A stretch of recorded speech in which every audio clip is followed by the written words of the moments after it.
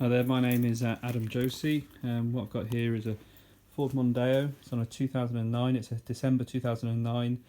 It's a 2 litre TDCI, 140 brake, 6-speed. What it's got is a suspected flywheel failure. What I'm going to just show you is the noise. Not 100% guaranteed it is the flywheel, but I've ordered the clutch and flywheel, etc. I'm going to strip it down and replace the flywheel and clutch and see if that stops the noise. So this is the noise that it makes. Let me just jump in here. Now the car itself has got a reasonable amount of mileage. It's 164,000 miles on the clock. That would be probably just over 200,000 kilometres. Okay, drives reasonably well. Does approximately 48 to 50 to the gallon, and it's got this problem. So I'm going to start it up. You heard the very start there; it was very cluttery. Now I've put it in first gear, put the handbrake on. Okay, what I'm going to do is going to lift the clutch up.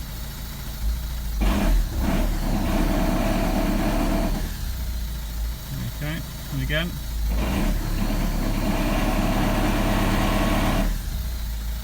Okay, now that's out of gear now. I'm going to lift it up and down, so no difference. Going to rev it.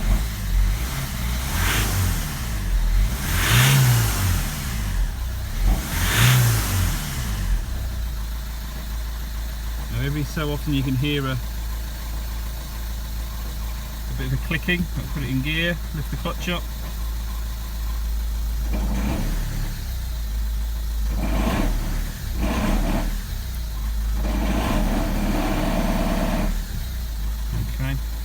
Now the engine management light is on for the DPF.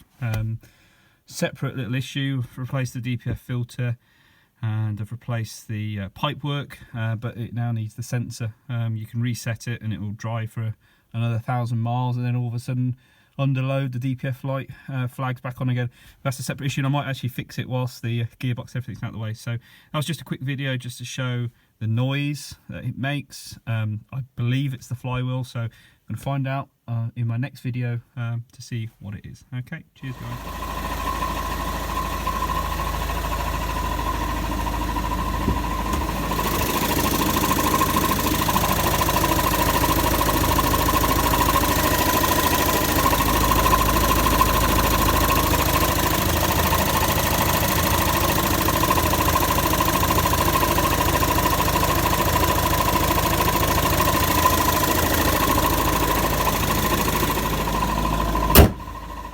Hi guys, so this is a bit of an update of where I'm at so far with the job for replacing the clutch and flywheel. So quite lucky to have a warm garage to do this in, and I can start stop whenever I like. So at the moment what I've got is obviously the car is jacked up. I've actually, for ease of access, I've taken the bonnet off. It just makes life a hell of a lot easier. And the other thing as well is because across the top of the engine there's not really the availability to put a wooden prop across to be able to support the engine and gearbox.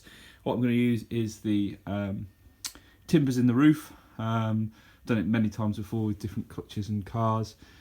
So the advantage is I can put some straps up to the roof, support the engine when I remove the gearbox, etc. So obviously bits that have been moved out the way is the airbox. It's completely gone. I've stuffed a bit of dustbin sack in there, stop any crap getting in or anything getting into the inlet, etc. That just sort of blocks that off. The battery and the whole actual plastic casing, etc. That's all out the way to give full access around the gearbox. Obviously disconnected here the clutch, hydraulic clutch feed, all the actual connectors for the gearbox, they've all been disconnected. These are quite easy, literally you just push down on the button and it's like a quick release, really simple, just there, just literally push in and it just quick releases off, you pull it away. All the sensors, so you got obviously the reverse light sensor, you've got the speed sensors, etc. That's all been disconnected, and then this wiring loom has been pulled away and all the clips, etc. So I haven't actually got to the point where I've undone the gearbox bolts yet or the starter motor off, but the top part's all clear now for me to be able to do that. Now I'm going to flip round to the underneath of the car. So underneath, there's obviously two axle stands supporting the weight of the car on the subframe. I've put in some extra chocks of really thick wood, and just for my own safety I've put the wheels that are taken off the front underneath. But underneath here you have to remove the whole plastic trim from underneath. You also have to remove the front plastic trim as well. And it's just simple, it's just bolts, nuts, etc. Just remember where they've come from, etc. But for this job you have to drop the subframe. Okay, you have to obviously take the drive shafts off, but you have to drop the whole front subframe. This has to all go to be able to give you the ability to take the gearbox off. Now, as you can see here, the subframe comes quite tight to the gearbox. Yeah, there's no way on this car, like many other modern cars now, you just can't do a clutch gearbox job on a modern car now without removing this front subframe. But it's all clear there, etc. That's one of the reasons why the axle stands have been put so far back on the frame, is because I need the full access here to be able to drop this whole subframe.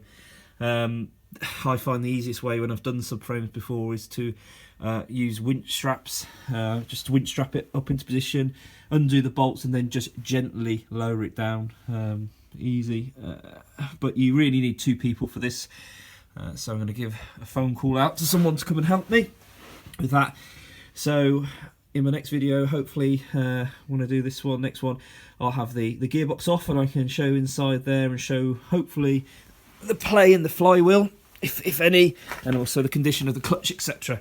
So that was just a quick video just to update where I'm at with it so far.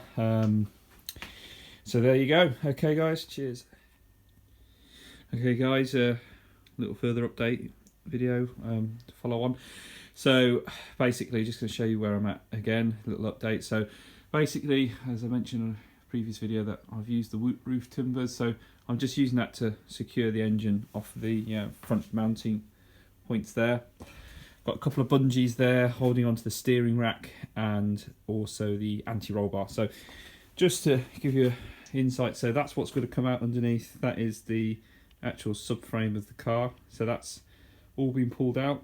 Okay, the drive shafts are now both out, so it's the shorter one on the passenger side and then the longer one on the driver's side, which is it's not got a half shaft, it's a complete drive shaft. It's got to come completely out of there. And just a selection of the tools we use. So Halford's Advanced Kit, absolute godsend. Got aircraft spanners, lever bars needed to get obviously the drive shafts out in bits and bobs, and then a breaker bar, really decent breaker bar. You can get all that sort of stuff on Amazon or eBay dirt cheap. Obviously the Halford's Advanced Kit from Halford's, and they normally have a 50% off offer, but pretty simple. That's the tools I've used so far. No impact guns or anything like that, and as I said, a few straps there holding on to the engine. So just give you an insight to the underneath. I didn't bother separating the ball joints because the ball joints you need a special tool to do, so I actually disconnected the wishbones from the actual subframe. So there's 3 bolts holding it on, just pulled them out of the way and just used a block of wood to hold it. So the engine mont's strapped up, but it's also connected. So underneath, you can see now, half shafts are gone. Well, the drive shaft on the driver's side's through. Had to disconnect the bottom part of the intercooler, the pipe coming from the intercooler into the turbo. That's all going to be pushed out the way, and you can see the amount of room under here with the subframe missing. It's amazing how much space that subframe takes, but consider it, actually it's not that heavy. It's quite light, the subframe. You can just about cope doing it by yourself, but I do recommend 2 people are here. And the way we did it was just to drop straps down the wings, and then we just gently lowered it down and just make sure all the cables and things like this. So these sort of things, so these are the pipe work going through into the exhaust system. That's the, I think it's probably the DPF sensor, one of the cables for that. That's all connected to the subframe. So you've got to make sure all that's all out the way. These sort of cables are all connected onto the subframe. So you've got to make sure that's all off, otherwise you'll rip it all out. And as I said, that's the anti-roll bar, steering rack, that's all held by the drive, the bungees there. And then there we are, so it's all out the way. So you can see there's the turbo, everything there, loads of room now. And now looking at the gearbox outside. So next step now is to put a strap around the gearbox. secure it. And what I've got here is a block. I've borrowed this off my wife's father. Just get that a bit more in focus. So there we are. So there's a block that's going to go off onto here with some straps.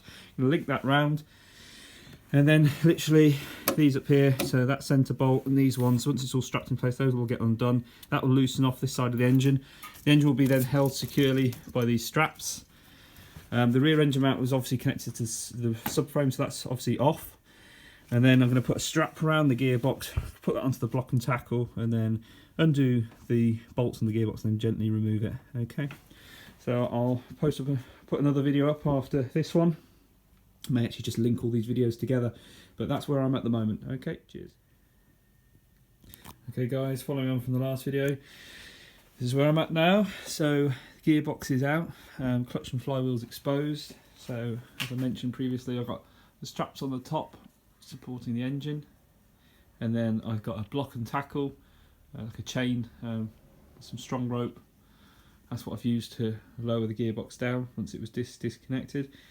I'll show you the gearbox in a second. So you can see the huge amount of space opened up there.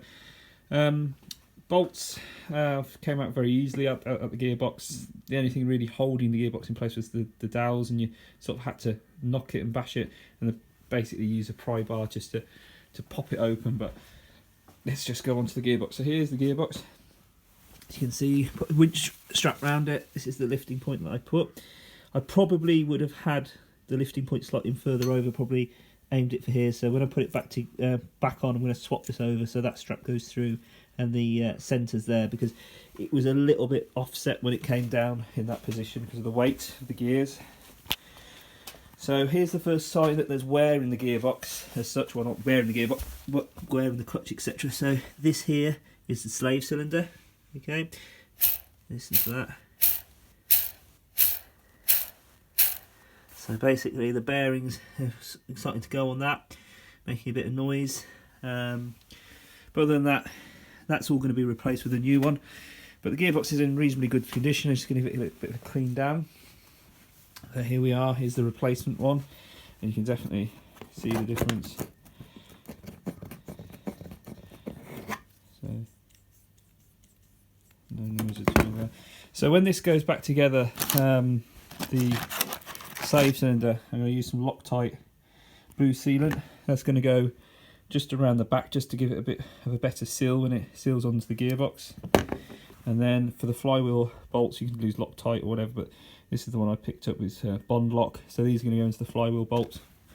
So let's get underneath and have a look at this flywheel then. So I've got near enough all the bolts, well, I have all the bolts out. So the only thing holding the clutch in place is the dowels.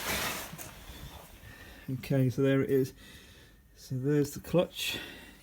So hopefully, yeah. A bit more difficult one-handed than I thought, but oh god, it all came off. Okay, so there we are. So if you look at that, there's ever such slight scoring, heat scoring, nothing too major. And the clutch itself, let's have a look at this clutch.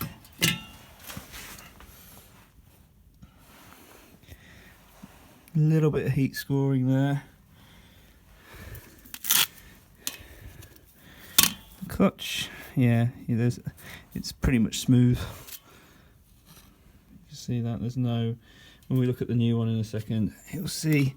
But yeah, there's definitely one. You can see it was on the way out, but that says to me that see how it's worn more on the outside than the in places. You can see right around the edge there, it's worn right on the outside but not on the in. It says to me that the clutch plate's been vibrating inside.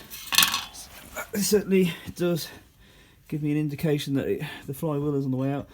So now you will get that noise because there is a little bit of play in the flywheel with the dampeners. But there is certainly not the best. So let's pop out now. I'll show you the replacement setup. Ooh.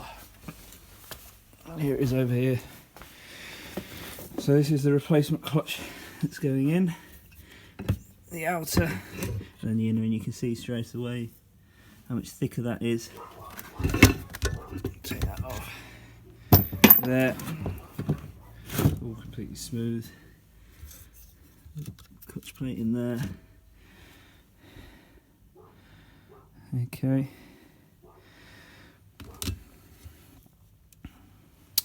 Okay guys, so that's that. So what we hopefully have next is the video of it all back to, well, the gearbox back in, etc. Subframe back up. Okay, well thanks for that. Here we go, so let's see what happens now. Okay, so I kind of decided to just do a quick little video here of just showing the difference between the two clutches side by side, etc. So this is the old clutch, that's the plate, and this is the actual clutch inside. Okay, and this is the replacement one, and you can definitely see the difference. Much thicker, much more grooved, where this clutch is smooth. Now, to be fair, the clutch wasn't slipping, it was just obviously the noise, and this is the new plate there, nice and smooth. Now, here we go. Now, watch this. There'll be a bit of movement in any flywheel. Okay, but you see, that is the movement, yeah? It's about maybe half a centimetre worth of movement, and that's just the movement onto the springs, the dampening springs within the dual mass flywheel. Okay, now if we go back underneath again, I'll show you this one that's on the car. Okay, look how much movement there is there. There's at least a centimetre, if not more, maybe 2 centimetres of movement, which says to me that the springs have just completely gone, the damping springs within the flywheel. So you can see a lot more movement, and also there's a bit of grease and crap on there. But yeah, so that was I just wanted to show the sheer amount of movement in this flywheel that's on the car versus the replacement flywheel that we're going to be putting on the car. Big difference in there. A lot less movement. Okay, so that was just a quick video just to show the difference between the old parts and the new parts. Okay guys, so I've got the flywheel out, and I can confirm it's definitely catastrophic flywheel failure, and you may have spotted it already. So this is the new flywheel and the old flywheel side by side, and if we look in, there's the new one. And then making an appearance in the old one is the dampening spring. The dampening spring has failed in this one completely, and has actually tried to exit the flywheel. Hence why it was making such a clatter. So looking at the back of the flywheel, you'll see residue oil. Now see that oil? That's off the crankshaft seal. Okay, so one of two things have happened. Either the flywheel has obviously slightly become unsettled as such, and is heavily vibrating, so it's causing oil seepage. It wasn't a huge amount of oil on there, but there is, you can see a splash of black engine oil from the vibration, or the oil seals on the way out because of the damage caused. So there it is, you can zoom in there, so the spring has broken through. You can see it's really kicked out there. You can see it shouldn't be there at all. So coming back onto the car. Okay, so coming down, you see there's the seal. Now you can actually see a little bit of damage caused very closely. You can see that mark in the block there. That's where the actual spring's been tapping off of the actual sump cover there in the block. There's a little bit of scraping there. If you look at the top here, you can see the scratch marks inside of the block where the spring's been touching. And then if you look at the starter motor, there's a little bit of damage. So it's nothing major, it's more superficial on the block, etc. The concern I've got now is the crank seal. So with the crank seal, I can risk it, I can put it all back together, hope for the best, fingers crossed that it's just literally the cause is the vibration of the flywheels causing the oil to seep. And then if it starts leaking again, I'll be in a whole world of pain, and I'll have to strip this all back down because you've got to get it all back to here. Or I can just get this seal out and replace it. So this is the one where I'm going to have a little think, see what I'm going to do next. It's a bit of a stumbling block now. I wasn't expecting to see the flywheel in such a poor state. It really is, well, crap. Yeah, so there we are. So it's a clear identification that the flywheel has failed. It's not just a vibration or anything like that. It's the spring's actually broken up inside the flywheel. And interestingly, it obviously happened, as I think I've mentioned at the very first video, all at once. Just literally come in the car, started it, and it just was making a hell of a clatter. So it's just failed completely. Now this is a LUK flywheel setup. The new one, the replacement one, is identical to the old one, etc. So be fitting all that, but yeah, so there we are. So we've got confirmation that it is definitely the flywheel. And just to show you the gearbox, I've fitted the new slave cylinder, so that's all in there now. I've actually cleaned up the bell housing a bit, it's a bit cleaner. So that's new. I put a little bit of high temperature grease on there, so that's all ready to go back on. But as I said, I need to have a think, look on the internet, see what the crack is, and see if I can get hold of a crank seal and fit it, or whether I decide to just risk it. Okay. Yeah. Cheers, guys.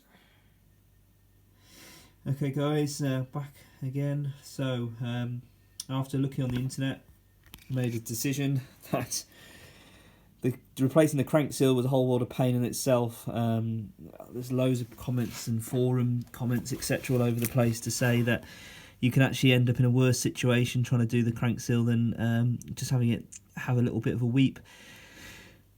People have said that if you just don't get it in right, you can end up with it pouring all out, or you can end up you could just end up in a right pain. It's just so much hassle. So what I've decided to do is I've refitted the new flywheel, I've refitted the clutch and clutch plate, etc. This is the actual tool for doing the clutch. Quite a simple device. You can pick these up in most motor factors. This is what's used to centre this, so this obviously fits in, but yeah, it's a must-have. It's the only way to centre the clutch plate and the actual all the mechanism. You need this, so yeah, highly recommend. Now there was another issue with the car where it was running slightly cold. Only ever running at 70-75 degrees centigrade. So I've actually, whilst the gearbox was out, I've actually replaced the thermostat housing. Nightmare in itself, but with the gearbox out the way, it was easier to get to all the clips, etc. So that's been done. So Fibia Bilstein thermostat housing, but yep, that's all done. So as I said, flywheel, clutch, etc. is all in there now. So now it's back to reversing this. Just so people are aware, if you haven't got a Haynes manual, flywheel bolts, stage 1, you do them up to 20 Newton meters, and then you take them up to 49 Newton meters on the second go round, and then the actual clutch plate cover, it's 29 Newton meters, and you've got to get it right. If you over tighten it, you can have a very poor clutch. And if it's too loose, then you can end up in a whole world of pain there as well. So yeah, so that's where we're at. So got it all back together. So I'm waiting for my helper to come in and help me position the gearbox. Going to use this chain to lift it back up. Clutch is all done. Clutch slave cylinder's all in. So yeah, so hopefully this is going to be a nice speedy put back together. The only slight difference with this is I'm going to have to add coolant. I've got a fresh 5 litres of coolant I need to put in, and I need to bleed the system. But hopefully should be able to get this back together quite quickly, and then start it up, and hopefully have a clutch and flywheel that doesn't make a horrendous racket. But there we are. That's where we're at. Okay guys, cheers. Okay guys, a bit further update here. So gearbox is back in, engine mounts back on, so that's all back in place, which is a success. A little bit fiddly, helped having the actual block and tackle or the chain to be able to lift it up and down really did help, because you could really position it and get it right. Got all the bolts in and then brought it forward. But yeah, so that's all done. So obviously at the moment just the gearbox is in place, secured on with the engine mount there. And then what I need to do is obviously reconnect all of the connections. One thing in hindsight, which I didn't really realise when taking it apart, is this actual plate here.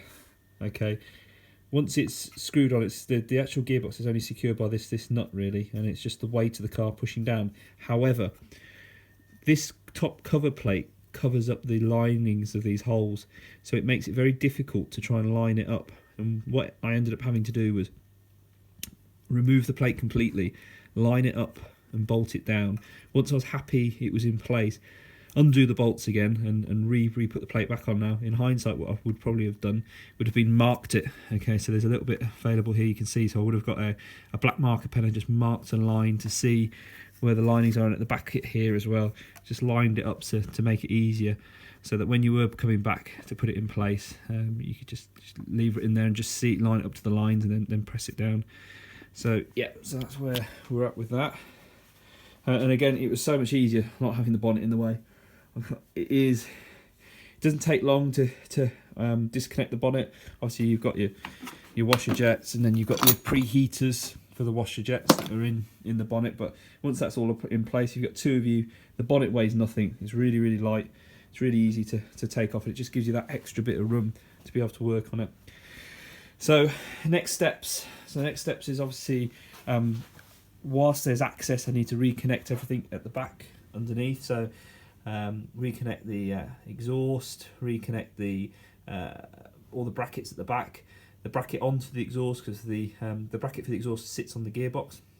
That's all going to be reconnected, and put in the drive shafts, put those back in place. And then once all the drive shafts are, well no, actually no, wrong, sorry, what I'll do is get the subframe up first actually. So the subframe needs to go up after I've got all the brackets. Once the subframe's in place, I'll then put the drive shafts in, because then I can swing these arms back in to the car on both sides. And the other recommendation is, because you're leaning in so much in this, you really need to take the headlights out, stop any scratches or marks. But if you do take the headlights out, like I have, just be careful not to lean on this part. It's quite weak. You can end up bending these down. So probably in hindsight again, I would have probably stuffed some rag in under there to stop these getting damaged. But yeah, there we are. Okay, so that's just a quick little update of where I am. So our next video should be this car back on the floor, and we'll just see what it sounds like once we start it. Okay guys, this final video. This is the car back together, so all the plastic panels are all in, everything's back on. Only issues I really had was lining the subframe up. There was a lot of up and down, and the rear exhaust bracket going onto the exhaust, I had to just open the holes up slightly with an angle grinder, because getting the bracket on was a bit of pain in the arse. But the car's all back together now. And there we are, here it's starting. Let's put it into reverse, and you'll hear it back up. There we are. No more noisy flywheel. So that was the fault. The fault was with the flywheel. It's now been sorted. It's all back together. Any questions or queries or anything like that, just drop it in a comment at the bottom of the video. Alright, cheers guys.